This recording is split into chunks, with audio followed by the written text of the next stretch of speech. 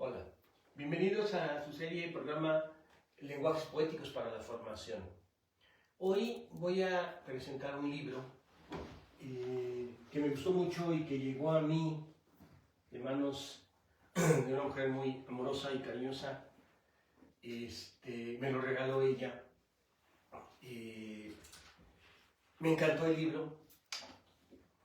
Desde que lo empecé a leer y lo fui leyendo paulatinamente, y hoy me da gusto presentarlo porque creo que tiene que ver, este tema siempre al que aludo de la formación y lo poético, está lo místico y lo erótico, lo divino, lo espiritual, en todo ello, ¿no?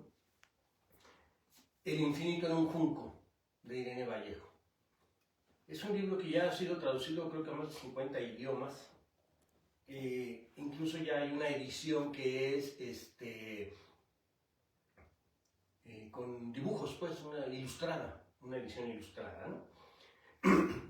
Antes de pasar directamente al libro, quisiera remitir algunas lecturas, porque El infinito en un junco habla de libros, de lectura, de bibliotecas, de todo lo que es ese universo vasto de la cultura escrita plasmada en eso que llamamos libros, ¿no? Y ya recordamos que Borges decía que un libro es un objeto más entre los objetos, hasta que llega a su lector, y ese lector hace que en el momento de la lectura surja lo que llamaba belleza, ¿no? A mí entonces me remitió a leerles pasajes de algunos cuentos y obras, precisamente por la riqueza de lo que representa el libro. Y Stanislaw Hercylek tiene este pequeño material que publicaba hace años, Pensamientos desmelenados, que quise compartir con ustedes para pasar luego a Irene Vallejo. Son especie de aforismos, dice: aunque des cacao a la vaca, no ordeñarás chocolate. La letra de la ley debería ser incluida en el abecedario. Todo desarrapado que lucha contra el ventilador se cree Don Quijote. No habléis de vuestros sueños, quizá lleguen los freudianos al poder. A las hogueras de la Inquisición, no alumbran las tinieblas. Fíjense, en pequeñas palabras escritas, la posibilidad de expresar tantas cosas, ¿no? Y lo que Irene Vallejo hace en su libro es precisamente hacernos comprender, tomar conciencia de la importancia que ha tenido a lo largo de la historia el cuidado de los libros, la salvación de los libros, porque ha habido épocas de destrucción de libros. Nos remonta a la antigua Biblioteca de Alejandría y hace un recorrido por Grecia, Egipto, Roma, todo el mundo antiguo de esa zona geográfica, para mostrarnos precisamente lo que ha significado el libro. Y en ese sentido, a mí me parece que la literatura, el lenguaje poético, es un poco equivalente a lo que Chantal Maillard dice respecto de la pintura para los chinos. Dice: esto es lo que habrá de atrapar el artista, un instante en el proceso de la metamorfosis, un modo de combinarse las fuerzas en su curso, el devenir en ríos de las montañas, en hierba la roca, en un cuerpo otro cuerpo. Es lo que debe atrapar el artista. Ella lo refiere a la pintura en China como una de las artes más importantes de la cultura china. Yo lo remito al lenguaje poético, atrapar ese movimiento que es la vida. Porque cuando pensamos el libro, pensamos en algo impreso que ya está fijo, objetivado. La cultura escrita tiende a hacer eso. Pero no, en realidad la literatura, el lenguaje poético es el fluir de la vida a través de las palabras. Es reconocer que todo se mueve, que nosotros cambiamos. Como decía Borges de Heráclito, ¿no? Heráclito señaló que el río fluye y no podemos bañarnos en el mismo río 2 veces. También el cuerpo cambia. Pero también Borges decía: el río somos nosotros. nosotros somos fluir, somos movimiento, ¿no? Y entonces sí, ahora sí, quisiera comentar varias cosas directamente del libro y leer algunos pasajes. Empezaré por lo formal, diríamos. La prosa en la que escribe Irene Vallejo es una prosa magnífica. Es fluida, es grata, es poética. Es un ir y venir en la historia. O sea, de repente está hablando de la antigua Grecia, de Egipto, de la Alejandría, y de repente empieza a comentarnos acerca de las bibliotecas en Londres, en Italia, en España, de las que tuvo que visitar para poder escribir este libro. Nos habla de filósofos antiguos y de repente nos habla de filósofos contemporáneos, de escritores antiguos y de escritores contemporáneos. Pero ese ir y venir no nos pierde en la lectura.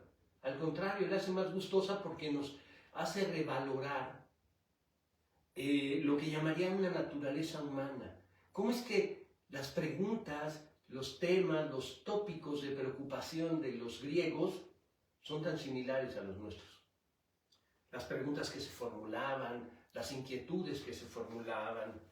Por ejemplo, ella nos cuenta aquí un pasaje que me llamó mucho la atención, me pareció muy curioso, sobre todo cuando veo ahora tanta preocupación por la sexualidad, ¿no? Déjenme encontrar el pasaje. En esas preocupaciones humanas de toda la vida, ¿no? Permítanme tantito. Dice, y en un pequeño porcentaje también literatura, sobre todo poemas e himnos religiosos. Habla de libros que se encontraron en una biblioteca en Turquía. Dice, las exclamaciones del palacio de Hattusa, la capital hitita en la actual Turquía. Se han encontrado varios especímenes de un curioso género literario, oraciones para combatir la impotencia sexual. Antigüedad turca, en Imperio hitita. Y esta preocupación la vemos hoy muy frecuente en los anuncios, en los comerciales, ¿no? En una sociedad que le ha dado a la sexualidad una preponderancia muy fuerte, encontramos precisamente que ya esa preocupación existía en el mundo antiguo. Dice Irene Vallejo refiriéndose a Cleopatra. Al igual que su ciudad, Cleopatra encarna esa peculiar fusión de cultura y sensualidad alejandrina. Dice Plutarco que en realidad Cleopatra no era una gran belleza. La gente no se paraba en seco a mirarla por la calle, pero a cambio rebosaba atractivo, inteligencia y labia. El timbre de su voz poseía tal dulzura que dejaba clavado un aguijón en todo aquel que la escuchaba.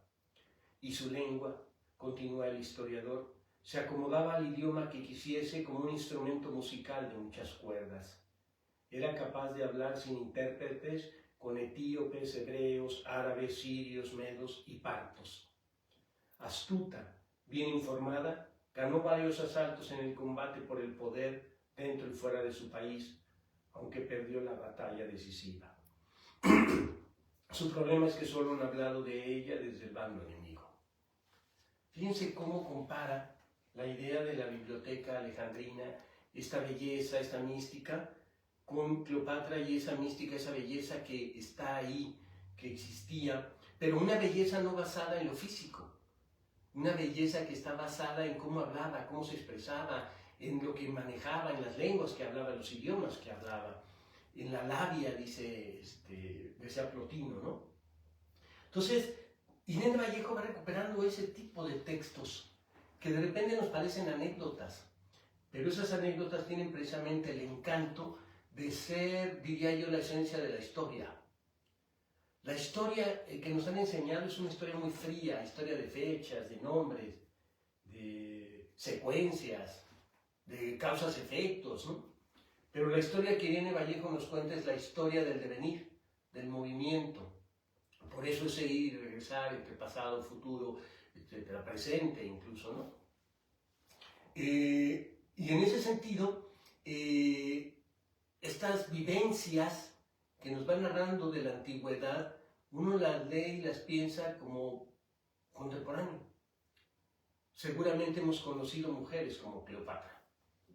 Mujeres que no hacen lo que, como decía, se detengan en la calle a voltearla, a ver, pero que sí tienen esa inteligencia, esa sabiduría, esa manera de manejarse en el mundo y esa capacidad de que al hablar no podemos dejar de escuchar, ¿no? Con ese tono de voz, con esa presencia que me imagino tenía Cleopatra, ¿no? En otro pasaje nos habla de Alejandro Magno. Alejandro Magno murió a los 24 años. Imagínense, murió a los 24 años y a esa edad ya haber formado el imperio más grande de la antigüedad y quizás de muchas épocas de la historia. Porque Alejandro conquistó hasta la India, llegó a China, conquistó y dominó desde Grecia hasta aquella parte del mundo, pasando por norte de África, en Egipto, Alejandría, que por eso lleva el nombre de Alejandro, ¿no? Y tantos pueblos. Alejandro fue reconocido por todos esos pueblos, ¿no? Borges decía de Alejandro que era el emperador bicorne, porque tenía los dos cuernos, el cuerno de la Europa asiática, porque Grecia forma parte, está en ese punto de encuentro con Asia, y el imperio prácticamente bizantino, ¿no? O lo que sería después el imperio bizantino. Dice aquí, en el siglo II, los romanos añadieron a su nombre el apodo Magno, el Grande. En cambio, los seguidores de Zoroastro, los persas, lo llamaban Alejandro el Maldito. Nunca le perdonaron que prendiera fuego al palacio de Persépolis, donde ardió la biblioteca del rey. Allí se quemó, entre otros, el libro sagrado del zoroastrismo, el Avesta, y los fieles tuvieron que reescribir la obra de memoria. Esta idea de reescribir una obra de memoria, de aprendérsela toda de memoria, aunque cada versión en un momento dado tuviera pequeñas variaciones y cambios, es propio de algo de lo que también Irene Vallejo habla, que es la oralidad. Esta lucha constante a lo largo de todas las culturas, de la cultura escrita y la palabra hablada. La cultura de la oralidad. La oralidad es todo un mundo, la oralidad es una forma de vida. Raúl Fornet-Betancourt, un filósofo, dice que la oralidad precisamente es la fuerza propia de la vida, porque por medio de la oralidad educamos a los hijos. Entonces Irene Vallejo nos recuerda cómo es que la oralidad fue base del libro, porque la gran tradición antigua era trasladar las obras oralmente. Cuando llega el libro, se empiezan a transcribir, a traducir a la palabra escrita. Pero seguía la tradición de contar leyendas, mitos, cuentos, ¿no? Entonces la Ilíada, la Odisea, las Mil y una Noches, forman parte, precisamente la misma Biblia, forman parte de estas tradiciones orales, ¿no? Y fíjense, dice, como quemaron ese Persépolis, la ciudad de Persépolis, y en ella la biblioteca, y se quema el libro de la Avesta, ahora lo tienen que escribir de memoria. Imagínense, un libro del tamaño de la Biblia prácticamente, ¿no? De la Biblia antigua, diríamos. Entonces, del Antiguo Testamento, en aquel entonces. Entonces, resulta ser que aprenderse de memoria era muy valioso. Y había discusiones entre la oralidad y la escritura. El mismo Platón llegó a cuestionar la palabra escrita, porque él decía que no era la verdad. La palabra hablada, la oral, era verdadera porque emanaba y fluía directamente desde el interior hacia el afuera, diríamos, no nosotros.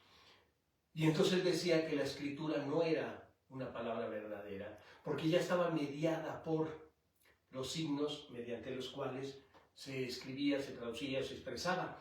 Y esto implicaba forzosamente que no fuera lo natural que surgiera del interior. Y que por otro lado, finalmente, como la palabra oral fluía y se iba, si atrapabas esas verdades que aprendías realmente. En cambio, la escritura, al estar plasmada en un texto, suponía que podías no escuchar adecuadamente y después volver a leer y después volver a leer. Lo que para nosotros en la cultura escrita es algo fundamental, Platón lo cuestionaba mucho, ¿no? Por eso igual se cuenta que Platón nunca escribió y que fueron sus discípulos quienes recuperaron sus palabras también, ¿no? En esos famosos diálogos. Porque lo que él pensaba, siguiendo a Sócrates, era precisamente la importancia de esa palabra. Y enseñaba, al igual que Aristóteles, en palacios, en templos. Irene Vallejo, entonces, decía, tiene esa prosa, esa maravillosa prosa que nos encanta, que nos encandila, que nos atrapa para continuar leyendo. Y decía, al referirse a las bibliotecas, y ya que aludía a la destrucción de una de ellas, la de Persépolis, también nos cuenta cómo a lo largo de la historia fueron quemadas muchas bibliotecas.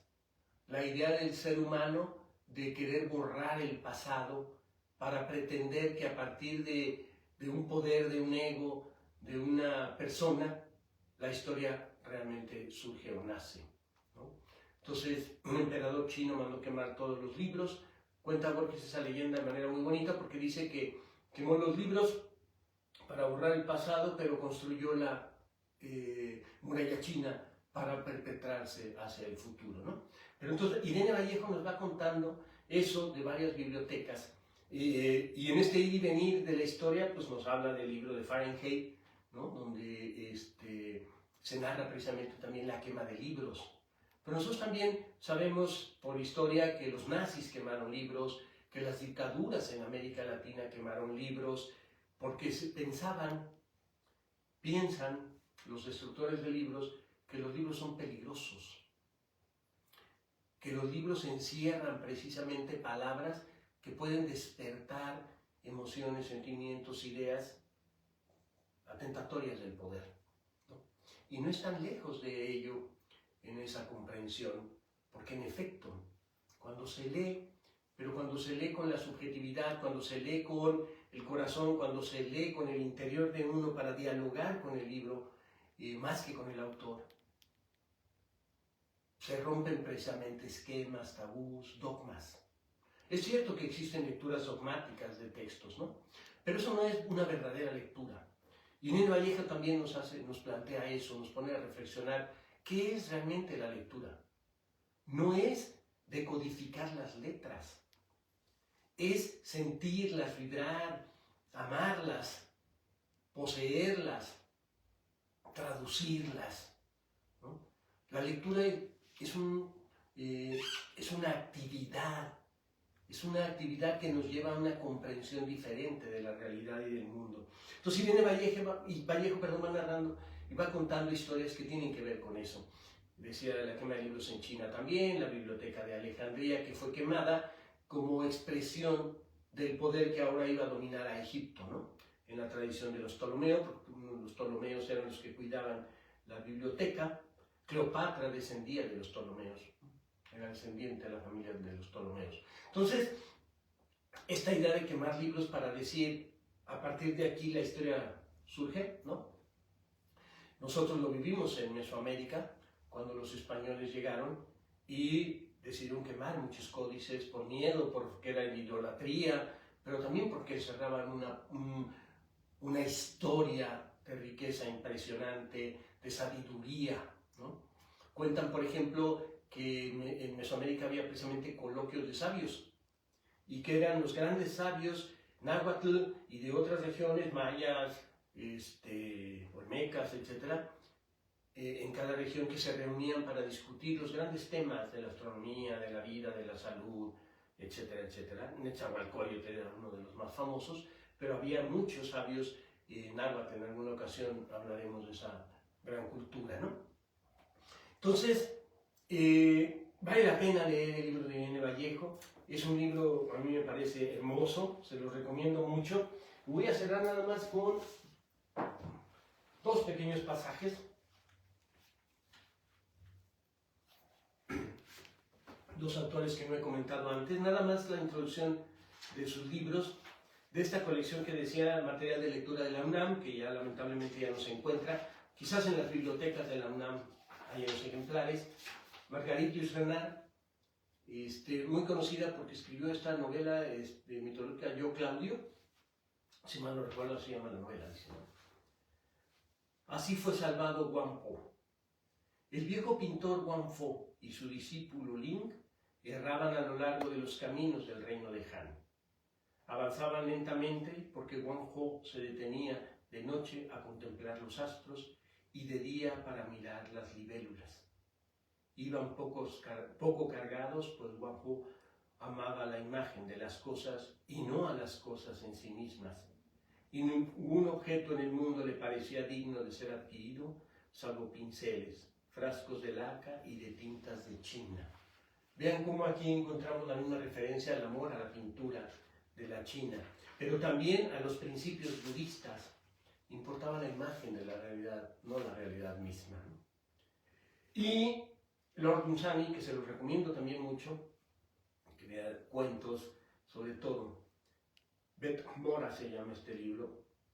Hay en la noche de Londres una tenue frescura, como si alguna brisa desmandada hubiera apartado de sus camaradas en los altos de Kentish y penetrado a hurtadillas en la ciudad.